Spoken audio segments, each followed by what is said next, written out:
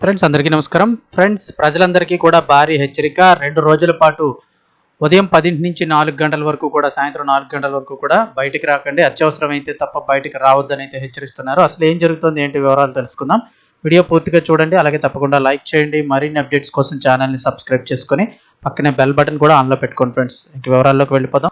మండుతున్న ఆంధ్రప్రదేశ్ 47 డిగ్రీలకు చేరువలో ఉష్ణోగ్రతలు ఇంకా దాటే కూడా ఉంటున్నాయి. ఈ జిల్లా వాసులు అంటే కొన్ని జిల్లాలకు ప్రత్యేకంగా హెచ్చరికలు అయితే జారీ చేస్తున్నారు. అవసరమైతే తప్ప బయటికి రావద్దని చెప్తూ ఉన్నారు. ఆంధ్రప్రదేశ్ రాష్ట్రం ప్రస్తుతం నిప్పుల కొలిమిని తలపిస్తోంది. బాణుడి బగబగలకు జనం విలవల్లాడిపోతున్నారు. గత కొన్ని రోజులుగా పెరుగుతున్న ఎండ తీవ్రత బుధవారం నాటికి మరింత గరిష్ట స్థాయికి చేరుకుంది. రాష్ట్ర విపత్తుల నిర్వహణ సంస్థ మేరకు ఈ యొక్క హెచ్చరికలు అయితే జారీ చేయడం జరిగింది. రాష్ట్రంలోని కోస్తా జిల్లాల్లో ఎండల తీవ్రత అసాధారణంగా పెరుగుతోందని, కొన్ని ప్రాంతాల్లో ఉష్ణోగ్రతలు రికార్డు స్థాయికి చేరే అవకాశం ఉందని అధికారులు అంచనా వేస్తున్నారు. మంగళవారం నాటి గణాంకాలను పరిశీలిస్తే రాష్ట్రంలోని 28 జిల్లాలకు గాను 23 జిల్లాల్లో మొత్తం 223 మండలాల్లో 41 డిగ్రీలకు పైగా ఉష్ణోగ్రతలు నమోదయ్యాయి. పల్నాడు జిల్లాలోని పిడుగురాలలో అత్యధికంగా 45.6 డిగ్రీలు రికార్డు అయింది. ఇక నెల్లూరు జిల్లాలోని గూడూరులో 44.9 డిగ్రీలు, కృష్ణా జిల్లా కంకిపాడులో 44.5 డిగ్రీల మేర గరిష్ట ఉష్ణోగ్రతలు నమోదయ్యాయి. ప్రకాశం జిల్లా సంతనూతనపాడు, మార్కాపురం జిల్లా అలాగే పెదచర్లోపల్లి వంటి ప్రాంతాల్లో కూడా 44 డిగ్రీల మార్కు ఉష్ణోగ్రతలను అయితే దాటేశాయి. ఈరోజు మరింత తీవ్రంగా ఉంటుంది. బుధవారం నాడు ఎండ మరింత తీవ్రంగా ఎక్కువగా ఉండనుందని వాతావరణ శాఖ హెచ్చరిస్తోంది. ప్రధానంగా ఉత్తర మధ్య కోస్తా జిల్లాల్లోని కొన్ని ప్రాంతాల్లో ఉష్ణోగ్రతలు 45 డిగ్రీల నుంచి 47 డిగ్రీల వరకు కూడా నమోదయ్యే ప్రమాదం ఉందని చెప్తున్నారు. అలా నమోదయ్యే ప్రాంతాలు చూసుకున్నట్లయితే ఆ జిల్లాలు ఏంటంటే శ్రీకాకుళం, విజయనగరం, పార్వతీపురం మన్యం, అల్లూరు సీతారామరాజు జిల్లా, విశాఖపట్నం, అనకాపల్లి, కాకినాడ, కోనసీమ, తూర్పుగోదావరి జిల్లాలతో పాటుగా పశ్చిమ గోదావరి, ఏలూరు, కృష్ణా జిల్లా, ఎన్టీఆర్ జిల్లా, గుంటూరు, బాపట్ల, పల్నాడు, మార్కాపురం, ప్రకాశం జిల్లాలు వీళ్ళు అత్యంత జాగ్రత్తగా ఉండాలి.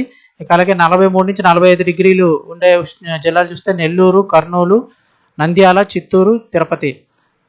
ఇక అలాగే కొంచెం తగ్గి అంటే 43 డిగ్రీల దాకా ఉండే ఉష్ణోగ్రతలు ఉండేది అనంతపురం, శ్రీ సత్యసాయి జిల్లా, వైఎస్ఆర్ కడప, అన్నమయ్య జిల్లాలు.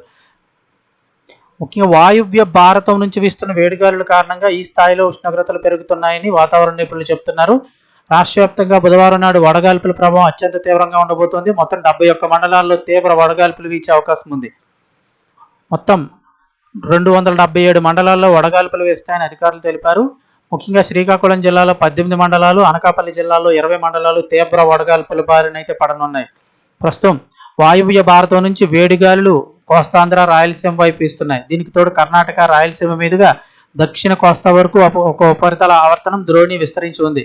ఈ వాతావరణ మార్పుల వల్ల కొన్ని చోట్ల ఎండలు తీవ్రంగా ఉంటుండగా రాయలసీమలో మాత్రం చెదురుమదురుగా పిడుగులతో కూడిన తేలికపాటి వర్షాలు కురిసే అవకాశం ఉందని విపత్తుల నిర్వహణ సంస్థ అయితే తెలిపింది. ప్రజలకు హెచ్చరికలు జారీ చేశారు. తీవ్రమైన ఎండల దృష్ట్యా ప్రజలు తమ ఆరోగ్యంపై ప్రత్యేక శ్రద్ధ పెట్టాలి. ఉదయం 11 గంటల నుంచి సాయంత్రం 4 గంటల వరకు అత్యవసరమైతే తప్ప బయటికి రావద్దు. శరీరం డిహైడ్రేషన్ కాకుండా చూసుకోవాలి. మజ్జిగ, కొబ్బరి నీరు, నిమ్మరసం తీసుకోవాలి. వదులుగా ఉండే కాటన్ దుస్తులు ధరించాలి. బయటికి వెళ్లాల్సి వస్తే తలపాగా, గొడుగు లేదా టోపీని ధరించాలి. వేడి గాలి చెవుల్లోకి వెళ్లకుండా జాగ్రత్త పడాలి. వృద్ధులు, గర్భిణీలు, బాలింతలు, అనారోగ్య సమస్యలు ఉన్నవారు ఎండలో తెగరడం ప్రాణానికే ముప్పుగా మారవచ్చు. అంటే వడదెబ్బ కొట్టిన తర్వాత ఒక క్షణంలోనే పరిస్థితి మారిపోతుంది. చుట్టుపక్కల ఎవరైనా ఉంటే వాళ్ళ అత్యవసర సమయంలో సహాయం అందజేస్తే ఏమైనా కొంచెం ఓకే, కానీ లేదంటే కనుక ప్రాణానికే ప్రమాదం.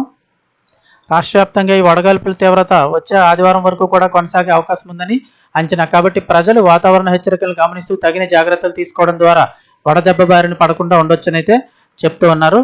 సో ఆదివారం వరకు కూడా రానున్న 4-5 రోజుల వరకు కూడా కొంచెం జాగ్రత్తగా అయితే కనుక ఉండండి.